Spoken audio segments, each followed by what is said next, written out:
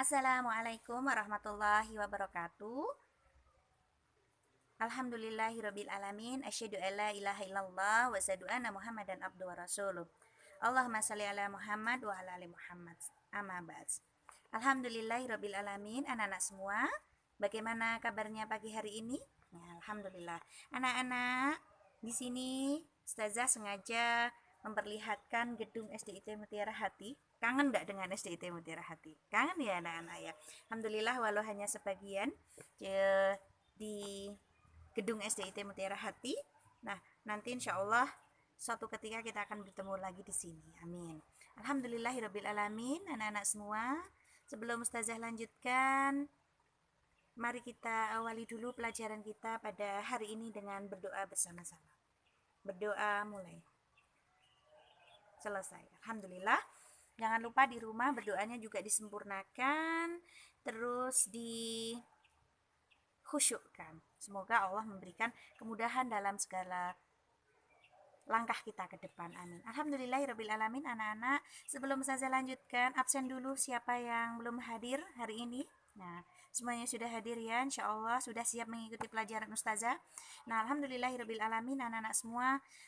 Kemarin Ustazah sudah meng-share video yang pertama, ini adalah pembelajaran yang kedua di pelajaran PAI kelas 6. Nah, sebelum Ustazah lanjutkan, dalam pembelajaran yang lalu Ustazah sudah menyampaikan tentang apa, masih ingat anak-anak? Ustazah sudah menyampaikan surah At-Tin, lafal surah At-Tin, terus tajwid. Masih ingat semua ya? Alhamdulillah, barakallah. Nah, hari ini Ustazah akan menyampaikan berikut pembelajaran yang selanjutnya. Tujuan pembelajaran kita hari ini adalah setelah kita belajar di tema ini, di materi ini, nanti anak-anak diharapkan mampu memahami dan mengerti makna yang terkandung dalam surah At-Tin itu.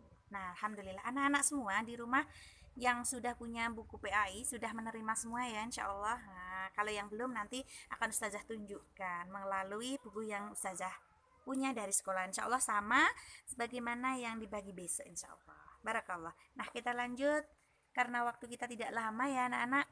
Nanti kita akan Ustazah jelaskan makna yang terkandung dalam surah At-Tin, arti surah At-Tin. Nah, anak-anak, tahukah anak-anak semua makna apa yang terkandung dalam surah At-Tin itu? Nah, surah At-Tin itu menjelaskan bahwa manusia itu makhluk yang terbaik jasmani dan rohaninya, atau kalau kita biasa menyebutnya makhluk yang sempurna.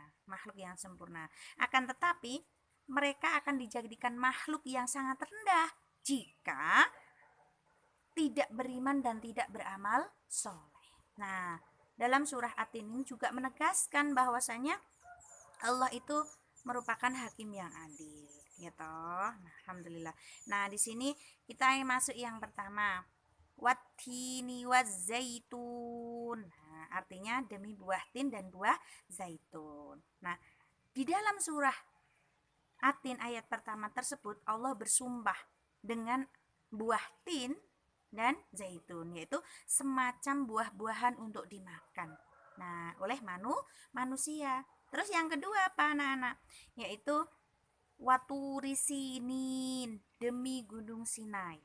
Dalam ayat tersebut Allah juga bersumpah demi gunung Sinai, dengan gunung Sinai, atau kalau kita kenal sekarang dengan Tur Sina gitu ya. Nah, di gunung itulah Allah menurunkan wahyu kepada Nabi Musa alaihissalam. Nah, ketika itu Allah menurunkan kitab Taurat untuk menjadi pedoman hidup bagi Nabi Musa alaihissalam dan kaumnya.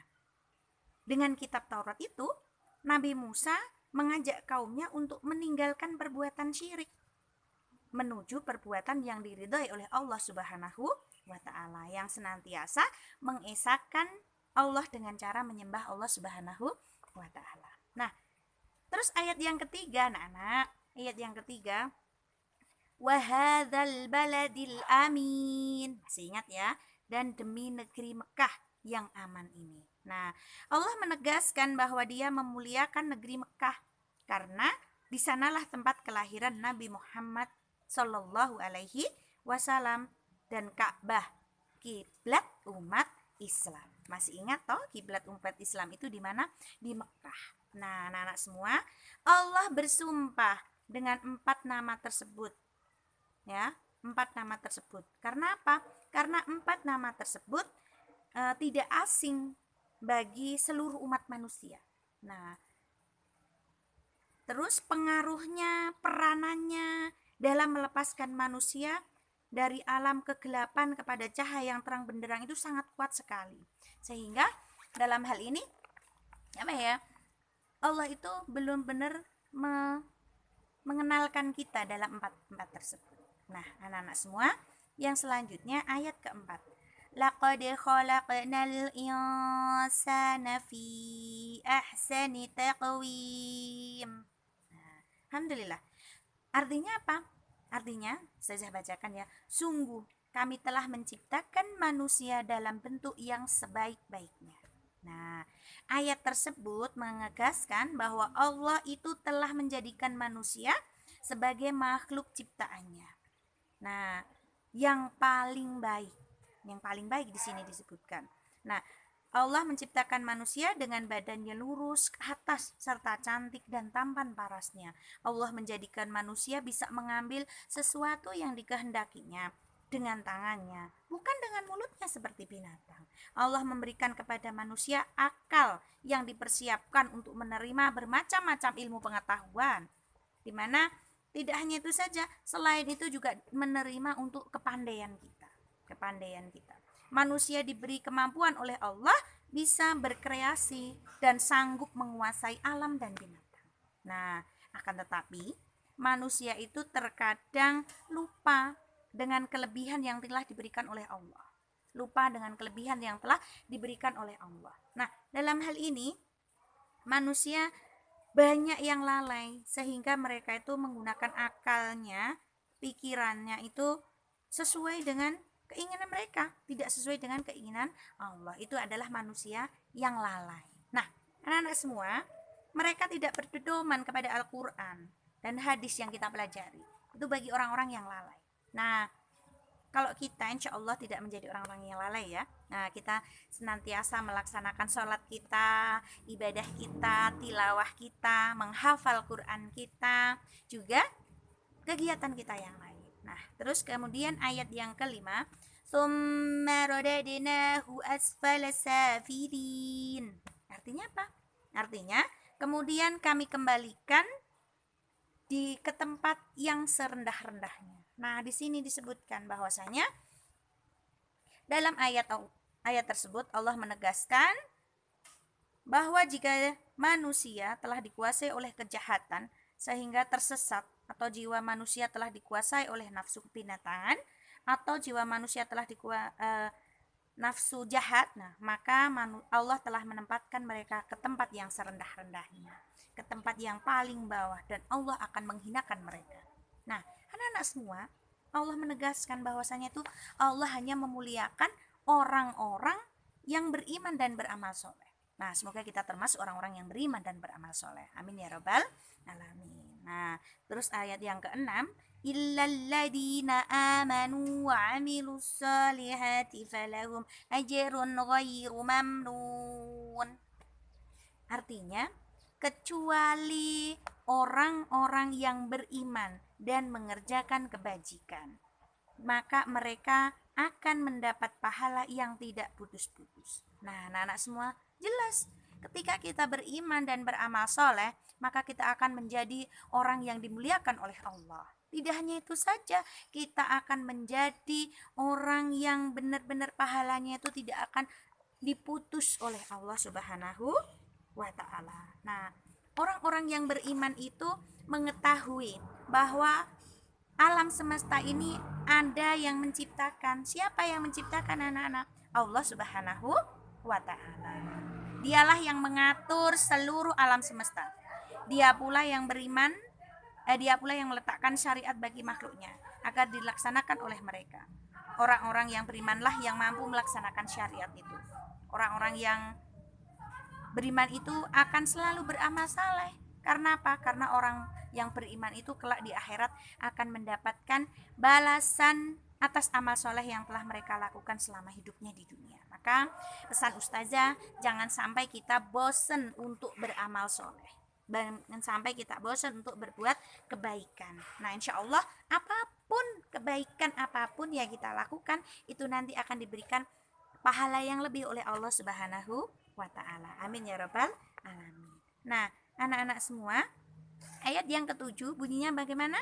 Masih ingat semuanya ya? Iya. Fama yukadzibuka ba'du biddin. Nah, di sini maka apa yang menyebabkan mereka mendustakanmu tentang hari pembalasan setelah ada keterangan-keterangan itu. Nah, dari sini penjelasannya bagaimana?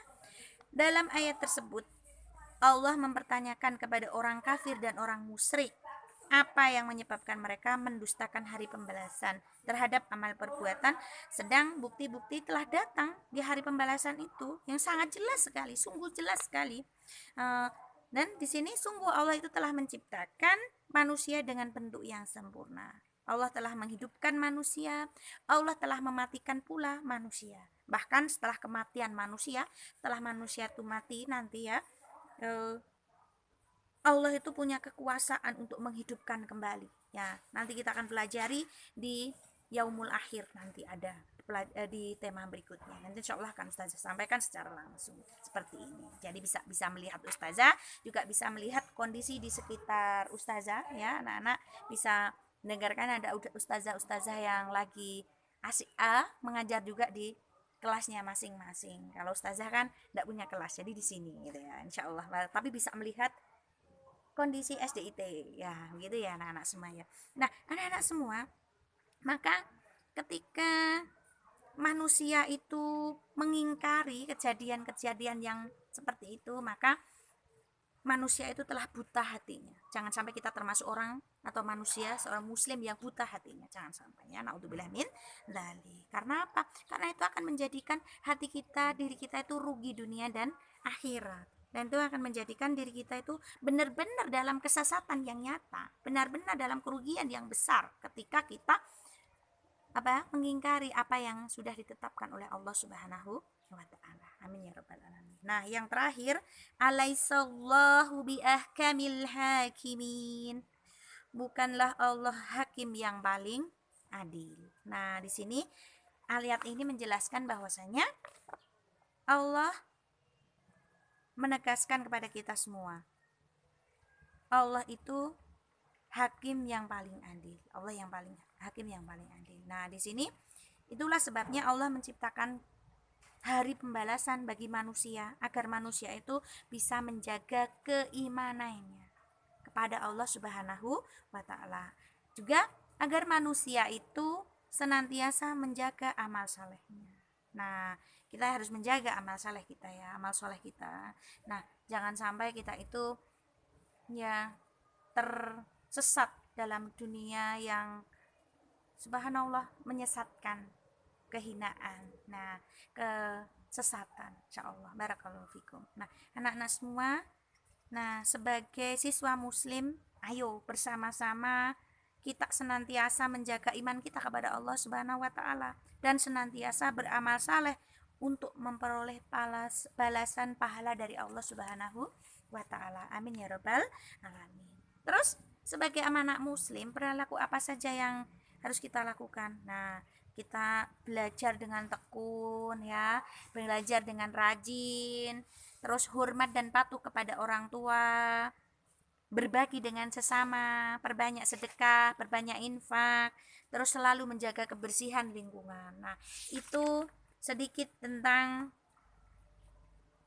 makna yang terkandung dalam surah Hati. Nah, anak-anak, setelah ini ada tugas untuk anak-anak.